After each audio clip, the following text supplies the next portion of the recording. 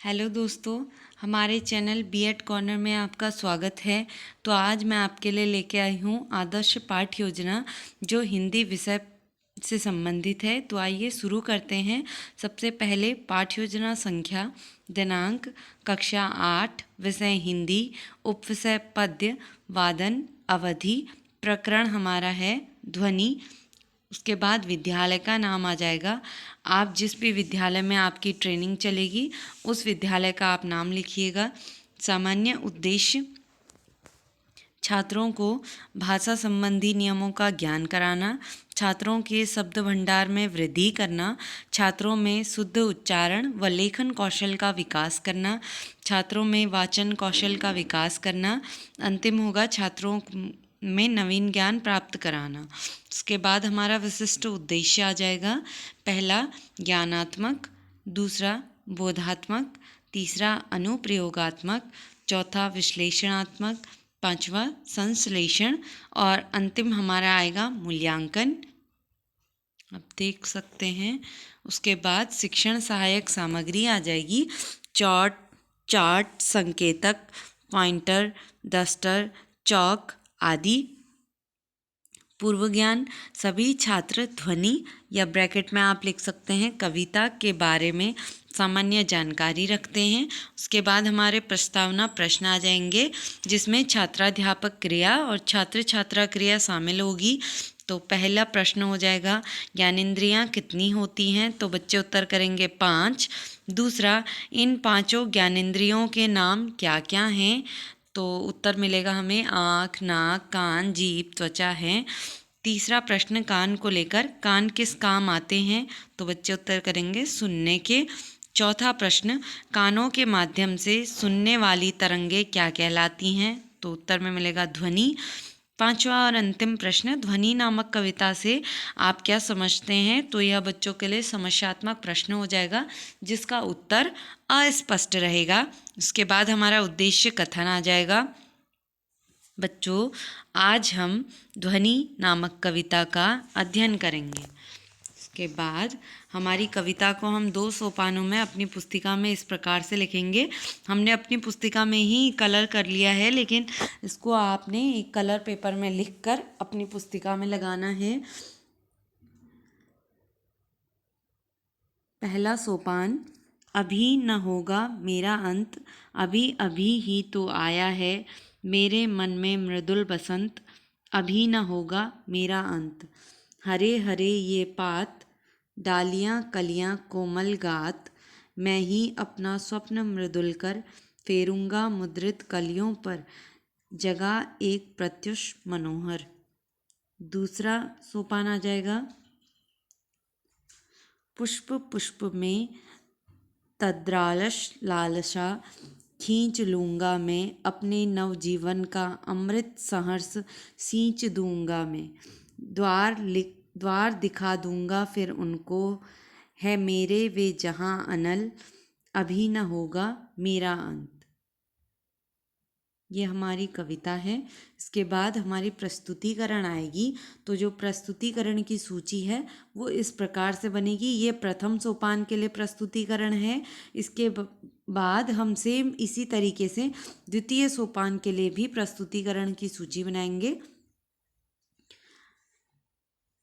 प्रथम सोपान, प्रथम आदर्श वाचन, छात्र अध्यापक उचित लय, गति एवं स्पष्ट वाणी में ध्यानपूर्वक आदर्श वाचन कराएंगे। सभी छात्र छात्राएं ध्यानपूर्वक सुनेंगे। आदर्श विधि का प्रयोग। दूसरा, उच्चारण अभ्यास। तो जो भी कठिन शब्द हमारी कविता में होंगे उनका उच्चारण होगा, जैसे मृदुल, स्वप्न, प्रत्युष, मिद्रित, इनका उच्चारण होगा। उच्चारण विधि का प्रयोग। अनुकरण वाचन। तो छात्राध्यापक छात्रों को उचित लय, ताल एवं शुद्ध स्पष्ट वाणी में विराम चिन्हों का ध्यान रखते हुए शुद्ध वाचन करने का निर्देश देंगे। अनुकरण विधि का प्रयोग। काठिन्य निवारण, इसमें एक हम शब्द लिखेंगे जो भी कठिन शब्द थे जैसे स्वप्न, फिर उनका अलग अलग प्रविधियों द्वारा बच्चों से अर्थ लिया जाएगा और इस अर्थ को हमें श्यामपट्ट में लिखना होता है। उसका मिनिएचर हम यहाँ लगाएंगे और यहाँ पे अगर आपको चार्ट लगाना है तो आप बोर्ड से पहले जो आपको रिक्त स्थान दिख रहा है इस जगह पे आप चार्ट लगा लीजिएगा। तो जो शब्द हैं वो है स्वप्न, अर्थ हो जाएगा सपना, पात, पत्ती, कोमल, मुलायम। इसमें प्रश्नोत्तर विधि का प्रयोग होगा। उसके बाद मौन विधि आएगी। छात्र अध्यापक सभी छात्रों को मौन वाचन करने का निर्देश देंगे। मौन विधि का प्रयोग।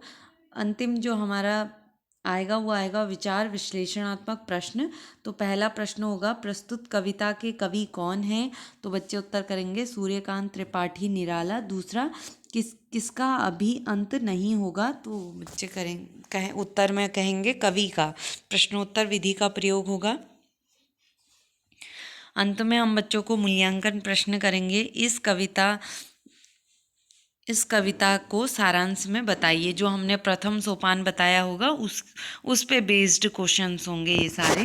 उसके बाद हमारी प्रस्तुतिकरण आएगी द्वितीय सोपान के लिए। देख सकते हैं आप, हमने शिक्षण बिंदु में पहले द्वितीय सोपान लिखा है। तो प्रथम आदर्श वाचन आ जाएगा। छात्र अध्यापक उचित लय, ताल, गति एवं स्पष्ट वाणी में ध्यानपूर्वक आदर्श वाचन करेंगे। आदर्श विधि का प्रयोग। उच्चारण अभ्यास। छात्र अध्यापक पाठ में आए हुए कठिन शब्दों का उच्चारण अभ्यास कराएंगे। उच्चारण विधि का प्रयोग। तंद्रालश, अमृत, सहर्ष, द्वार ये हमारे कठिन शब्द हैं। अनुकरण वाचन आएगा। छात्र अध्यापक छात्रों को उचित लय ताल में पुनः वाचन करने का निर्देश देंगे। उसके बाद अनुकरण विधि का प्रयोग होगा। उसके बाद हमारा नंबर 4 कठिन निवारण। इसमें कठिन शब्दों को लिया जाएगा और अलग अलग प्रविधियों द्वारा उनका अर्थ बच्चों से लिया जाएगा। इसमें शिक्षक चाहें तो प्रविधि भी लिख सकते हैं इसमें, क्योंकि जैसे आप पुष्प दे रहे हैं तो पुष्प किसका पर्यायवाची होता है, ये इस टाइप के प्रश्न करके अलग अलग प्रविधियां आप यूज़ कर सकते हैं। पुष्प का अर्थ होगा फूल, लालसा का अर्थ होगा इच्छा। तो इसको भी आप एक बोर्ड पे लिख के, जो आपका ये मिनिएचर है जिसमें हमने कविता को दिखाया, उसके नीचे जो रिक्त स्थान है आप यहाँ पे लगाइएगा। उसके बाद हमारा आएगा भावार्थ। कवि खोए रहने वाले पुष्प यानी व्यक्ति को नींद भरी आँखों से आलस्य हटाकर उन्हें जागरूक बनाना चाहता है। कवि उन व्यक्तियों को जागरूक करने के लिए अपने नव जीवन के अमृत से सींचना चाहता है। व्याख्यान विधि का प्रयोग होगा। अंतिम आएगा हमारा विचार विश्लेषणात्मक प्रश्न। पहला प्रश्न, कवि किसको जागरूक करना चाहता है? तो उत्तर में हो जाएगा आलस्य से भरे आदमी को। दूसरा, कवि ने खोए हुए पुष्प किसे कहा है? तो बच्चे उत्तर करेंगे व्यक्ति को। प्रश्नोत्तर विधि का प्रयोग होगा।